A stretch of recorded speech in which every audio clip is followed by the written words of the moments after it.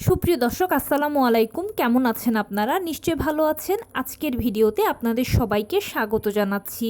আজকে আমি আপনাদের সাথে শেয়ার করব কি করলে সময় মতো জরায়ুর মুখ খুলবে এবং পেইন আসবে। তাহলে চলুন জেনে নেওয়া যাক। বাই দ্য ওয়ে, মূল ভিডিওতে যাওয়ার আগে একটা কথা বলি, আমি আমার চ্যানেলে pregnancy related, specially normal delivery related অনেক ইম্পর্ট্যান্ট তথ্য ভিডিও আকারে শেয়ার করে থাকি। এই তথ্যগুলো আমার পার্সোনাল এক্সপেরিয়েন্স ও আমার ডক্টরের সাজেশন থেকে নেওয়া। তাই আমার চ্যানেলটিকে যদি একবার আপনারা ভিজিট করেন, তাহলে আপনারা আপনাদের প্রশ্নাতীত মনের অনেক প্রশ্নের উত্তর পেয়ে যেতে পারেন। আমন্ত্রণ জানাবো আমার চ্যানেলটিকে একবার ভিজিট করে দেখার জন্য। এবারে চলুন মূল আলোচনায় যাওয়া যাক।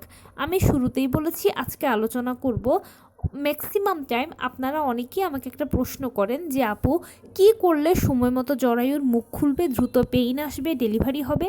তাহলে চলুন জানাচ্ছি কি করতে হবে। দেখুন, আমরা সবাই জানি যে নর্মাল ডেলিভারিটা সিজারের তুলনায় খুবই ভালো। কেননা সিজার হলো একটা ছোটোখাটো অপারেশানের আগে পরে বিভিন্ন ধরনের ঝুঁকি থাকে, বিভিন্ন ধরনের সাইড ইফেক্টস থাকে। এছাড়া সিজারিয়ান পেশেন্টকে সারা জীবনভর কিছু না কিছু রোগশোক বহন করতে হয়, বিভিন্ন ধরনের নিষেধাজ্ঞা মানতে হয়। কিন্তু নর্মাল ডেলিভারির পেশেন্ট এর সব কিছু থেকে সেফ ও সিকিওর, সারা জীবনভর ভালো থাকে নর্মাল ডেলিভারির পেশেন্ট। সেজন্য আমরা সব কিছু জেনে শুনেই নর্মাল ডেলিভারিকে পছন্দ করি। সন্তান জন্মদানের ক্ষেত্রে আমাদের অন্যতম পছন্দের শীর্ষ পদ্ধতি হচ্ছে নর্মাল ডেলিভারি। আমি প্রায় টাইমই এ কথাটা আপনাদেরকে বলি, নতুন নতুন অডিয়েন্সদের জন্য বলি, নর্মাল ডেলিভারিতে আপনারা উৎসাহিত হওয়ার জন্য বলি। এবারে যাচ্ছি মূল কথায়। নর্মাল ডেলিভারিটা যে ভালো এটা আমরা সবাই জানি, কিন্তু এটা হচ্ছে প্রাকৃতিক পদ্ধতি। কার কখন কোন দিন কোন সময় কিভাবে ডেলিভারি হবে সেটা আমরা কেউ বলতে পারি না। এরকমও হয় যে সব কিছুই নর্মাল ডেলিভারির অনুকূলে আছে, কিন্তু ফাইনালি ডেলিভারিটা সিজারে হলো, নর্মালে হলো না। তো এটার জন্য বিভিন্ন জন আমাকে প্রশ্ন করেন, বিশেষ করে নতুন মায়েরা বলেন যে কি করতে হবে, কিভাবে উপকার পাবো, কোনটা নিরাপদ পদ্ধতি হবে।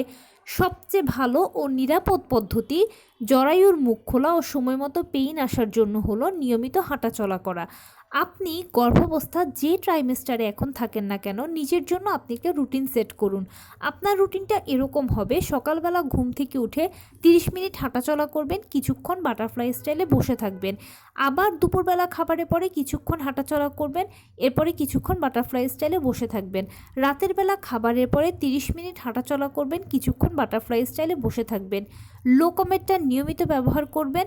আর সারাদিনে আপনি যেরকম খাবার খান, নিশ্চিত করবেন যে সকল ভিটামিন, মিনারেল, ক্যালসিয়ামগুলো যেন ঘুরে ফিরে আপনার মধ্যে যায়, আপনার থেকে বাচ্চার মধ্যে যায়। প্রতিদিন 1 গ্লাস কুসুম গরম দুধ ও 2টো করে ডিম খাওয়ার কথা ভুললে চলবে না। সেই সাথে অবশ্যই 12 থেকে 14 গ্লাস পানি আপনাকে নিয়মিত খেতে হবে। ডাক্তারের দেওয়া আয়রন, ভিটামিন, ক্যালসিয়াম ওষুধগুলো নিয়মিত খাবেন। এভাবে যদি মেনটেন করতে পারেন, তাহলে ইনশাল্লাহ আপনার ডেলিভারিটা নর্মালে হওয়ার অনেক অনেক চান্স থাকবে। সেই সাথে সময় মতোই জরায়ুর মুখ খুলবে এবং পেইনটাও দ্রুত আসবে। একটা কথা কি, শুধু জরায়ুর মুখ খুললে হয় না, জরায়ুর মুখ খোলার পরে যদি দ্রুত পেইন আসে আর পেইনটা যদি দ্রুত বাড়ে, তাহলেই আপনার ডেলিভারিটা সহজ হয়ে যাবে। অনেকের হয় কি যে পুরো ডেলিভারি প্রসেসটা হতে 3 থেকে 4 দিন সময় লাগে, কারো আবার 1-2 দিন লাগে, কারো আবার কয়েক ঘন্টার মধ্যেও হয়ে যায়। সেটা আসলে ডিপেন্ড করে আপনি কিভাবে নিজেকে প্রস্তুত করছেন। আমি যেভাবে বললাম, আপনি যদি এভাবে নিয়মিত হাঁটাচলা করা, টুকটাক কায়িক শ্রম করা এবং পুষ্টি সমৃদ্ধ খাবার খান, তাহলে ইনশাল্লাহ আপনার শরীরটা শক্তপোক্ত থাকবে। সেই সাথে আপনার শরীরটা সবসময় একটা ব্যায়ামের উপর দিয়ে থাকবে, আর যার ফলশ্রুতিতে সময় মতোই কিন্তু আপনার জরায়ুর মুখ খুলবে এবং সহজেই পেইন আসবে। পেইনটা দ্রুত বেড়ে দ্রুত ডেলিভারি হয়ে যাবে।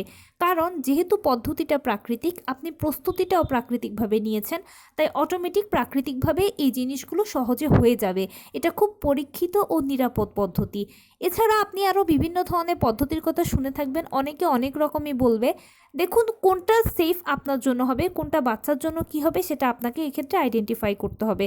শুধু যে কোনো কিছু শুনে অ্যাপ্লাই করে ফেলবেন না। অ্যাপ্লাই করার কথা চিন্তা করার আগে অন্তত 100 বার ভাববেন যে এটা আপনার জন্য কতটা নিরাপদ হবে, বাচ্চার জন্য কতটা নিরাপদ হবে।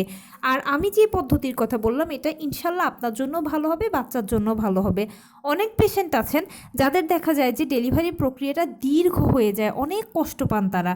কিন্তু আপনি যদি নিয়মিত ব্যায়াম করেন, হাঁটাচলা করেন, তাহলে ইনশাল্লাহ আপনার ডেলিভারি হতে সময় কম লাগবে, আপনার কষ্টটাও কম লাগবে। যারা নতুন মা আছেন তারা অনেক সময় করেন কি, বিভিন্ন জনের থেকে পরামর্শ নিয়ে থাকেন। অনেকেই বলেন যে আমি অনেক কষ্ট পেয়েছিলাম, আমার এরকম হয়েছিল, আমার ওরকম হয়েছিল। এটার মূল কারণ হচ্ছে যে কি, আপনি আসলে নিজেকে কিভাবে প্রিপেয়ার করছেন। অনেকে আমাকে অনেক সময় প্রশ্ন করেন যে আপু, নবম মাসে নর্মাল ডেলিভারির জন্য আমরা কি এক্সট্রা ব্যায়াম করব। নবম মাসে নর্মাল ডেলিভারির জন্য আপনি যদি নিজেকে সেফ সিকিউর রেখে যা ব্যায়াম জানেন, যতটুকু জানা আছে করতে পারেন তাহলে করবেন। আর যদি ভালো না লাগে, সেফ মনে না করেন, তাহলে স্কিপ করে যাবেন। এক্সট্রা কোনো ব্যায়ামের কোনো প্রয়োজন হয় না নর্মাল ডেলিভারির জন্য। শুধু নিয়মিত হাঁটাচলা করা, টুকটাক কায়িক শ্রম করা ও পুষ্টিকর খাবার খেলে এটাই নর্মাল ডেলিভারির জন্য যথেষ্ট।